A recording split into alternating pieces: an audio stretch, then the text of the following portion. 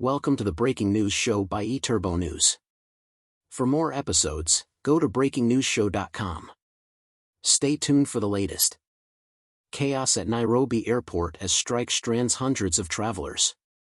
Kenya Aviation Workers Union members strike in response to the unlawful intended sale of JKIA to Adani Airport Holdings of India. Chaos at Nairobi Airport as strike strands hundreds of travelers. Hundreds of airline passengers found themselves stranded today at Kenya's largest international airport due to a strike by aviation workers protesting a contentious agreement to lease the airport to India's Adani Group. The Kenyan Airport Authority, KAA, has acknowledged the circumstances at Jomo Kenyatta International Airport, JKIA, in Nairobi. Last night, the Kenya Aviation Workers Union, KAWU, declared via X, formerly Twitter, that its members would engage in a work boycott in response to the unlawful intended sale of JKIA to Adani Airport Holdings of India. The arrangement proposed, which the Kenyan government refers to as a public-private partnership, would permit the Indian firm to manage JKIA for a duration of 30 years, reportedly in return for an investment of $1.8 billion in the East African nation.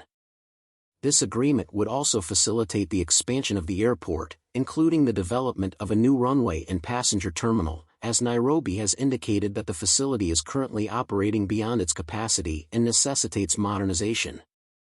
However, the union representing aviation workers has raised alarms regarding potential issues, particularly the risk of widespread layoffs affecting local employees under the management of the Adani Group.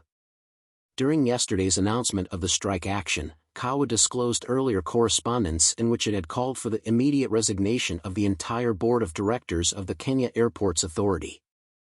The association asserted that instead of demonstrating prudence and accountability as the stewards of this national strategic asset for the benefit of Kenyans, the officials exhibited a display of incompetence in managing the transaction.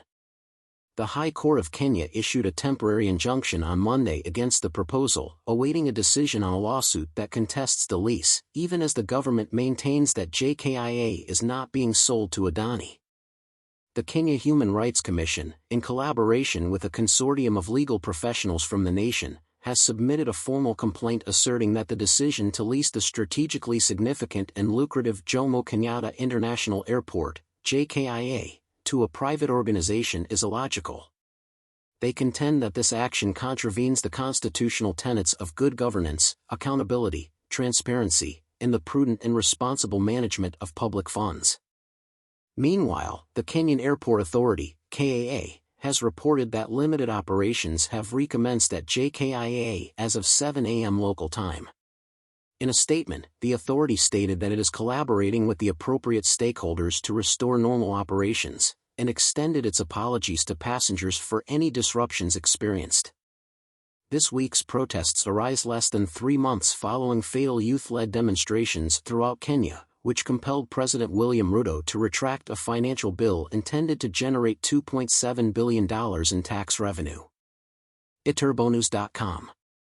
Thank you for listening.